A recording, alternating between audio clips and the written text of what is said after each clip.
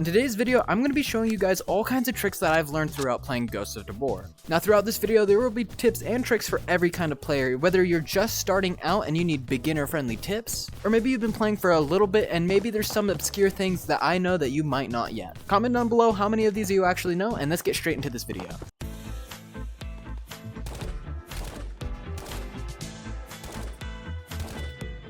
Alright, and next up we actually have some settings you can change that will make your game a whole lot easier when you start. But some settings we want to look at, first things first, is use virtual gun stock. As you can see, my aim is, this might be normal for you. It's a little shaky, it's a little sensitive. But going ahead and applying this, as we go back, you can see whenever I am fully ready, my aim is so much more stable. It's almost like it has an axis to stay to. This will make pivoting your gun a whole lot different and way easier to perfectly aim from the front, and a whole lot less shaky. Another important one, not only is turning the setting player body from full IK to arms only, that helps a lot, but also you're going to want to come down and change this setting on. This one right here, it's called Janky Aim Fix. Turning this on will make it so much easier for you to actually play Tabor, especially if you're on a standalone headset. Quest 2, Quest 3, Quest Pro, Pico, any standalone compatible headset. And the reason for this is when your tracking is occluded by the built-in cameras on your headset, it makes it so your gun flicks back at you or flicks away randomly, and it's super common. If you've played on Quest 2 any shooter game for long enough, you would know that it's pretty common for that to happen every once in a while. Some games are better than others at keeping that away, like Pavlov for instance, I found really good at keeping it from occluding, but there's still a lot of games and times where that happens. Assuming you have food and you have water, there are proper ways to actually eat and drink in this game, which might sound crazy, but the more you know.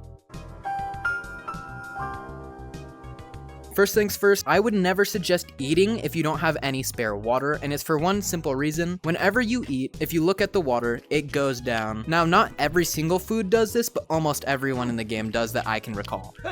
So let's assume you ate. Oh no, I'm dehydrated, I'm gonna die, drink some water. Future Quicxil here, that was cringe as hell. I don't know what I was doing, guys. I'm so sorry. All right, back to the video. See, the problem I see with most players is this is how they're drinking water. They're tipping it back, they're trying to get a sip. Oh, look at that, I'm out already. That is not how you actually drink water in this game. It is a little confusing at first, I'll understand. This is the animation of it pouring out, and when you do that, not only do you drink it, but you also pour it out when you lean your head back. All you have to do is actually hold up your drink and just put it kind of towards your chin. You can look at it, and boom, it drinks it for you. And you will not waste or spill any water. This is a super common thing I see all the time, people spilling water. Even some friends I've been playing with for a little bit do that. So it's not uncommon. Don't be too embarrassed if you've fallen victim to that. Next, another beginner-friendly tip, and this one's about the grenade. Now, like I said, these are all the beginner, noob-friendly tips, so these are gonna be fairly simple. For this, basically, if you pull a pin on a grenade, it works just like a real grenade where this is not gonna explode ever until we eventually let go of this and it pulls the latch. But in a game where being tactical means literally everything, you can cook grenades. All you have to do, simply after pulling that pin whenever you're ready, the hand you're holding the grenade in, you just press the trigger. And it lets go of that latch, cook grenade, and then throw. But I don't recommend cooking nades that long because you will probably end up killing yourself. But if you know what you're doing, it can actually work out in your favor. Alright, well now that my magazine's empty, this is a good case to show off something. This is one of the most basic features of this game, but if you're new to this game, you might not know it exists. This is a feature called mag palming. Holding a magazine in your hand with trigger and going up to the magazine that's in your gun, when you hold the grip button, you can switch out the mags seamlessly without needing to put one away first. Now, if you're reloading the other way, I can't really do anything until I pull this mag out first, then grab a new one, then put it in. It makes things much easier. Only certain guns can do this. I think 99% of them can.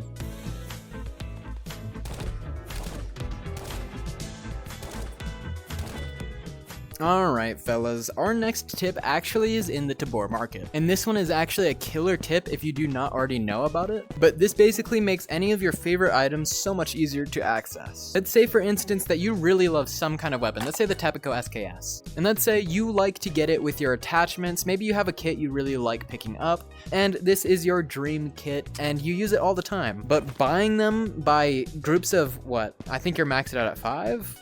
Yeah, there you go.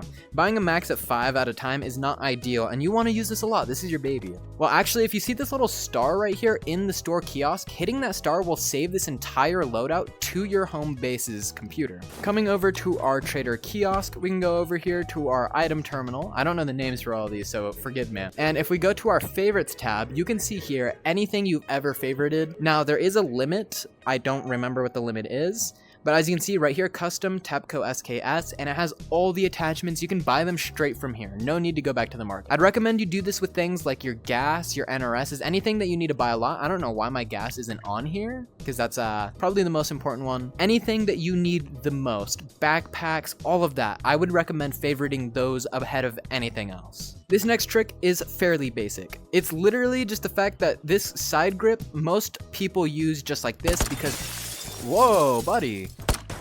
Let me back up a little bit. Most people are just shooting right hand dominant, so they're using the left to stabilize. Some people shoot lefty. If you want to do that, grab this and literally just press trigger. It flips it to the other side. Now you can hold your gun like a psychopath, if that's your thing. Personally, I'm not. I think that's weird, but in case you needed to know that, you left-handers. But yeah, no, that's not my thing. I think it's super weird. This shows off better than any other gun in this game because I don't know many guns in this game that actually have 2 top rails. Let's assume that you have a scope on your gun that you want to use, but maybe, just maybe, this one's actually horrible for this example because that covers it up. Maybe you want a little something extra. If you put a canted rail on your gun, you can also add this little PK side dot. I forgot the actual name of it. And boom, you have a side scope just for that. So assuming you were running like maybe something like an ACOG, something far range per se, maybe something close up like this is just what you need. Assuming you have 3 ammo pouches and a vest, let's say you're trying to put these on here, right? You're trying to fit all 3 so you can have the most amount of ammo possible. Sometimes you can find it very hard to fit the 3rd one. Okay, you know what? I'm just not even gonna talk. Okay, but on a real note, there's a lot of situations where it's really hard to get all 3 of these on, and my tip for this, honestly, make sure all of them are empty if you can. I get if you're in a pretty intense battle, you don't want to do that, and it's still possible very easily to do it. You're going to want to slot the first one left and or right to the furthest you can. Same with the second one. As long as you slot them as far as you can and never do the middle one second, you should be fine.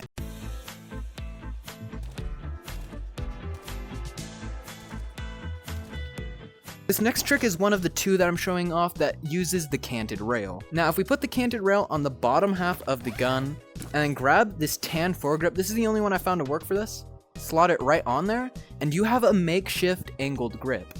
If you really love the way your gun holds onto and handles with the angled grip, you're gonna want to do this to save some money.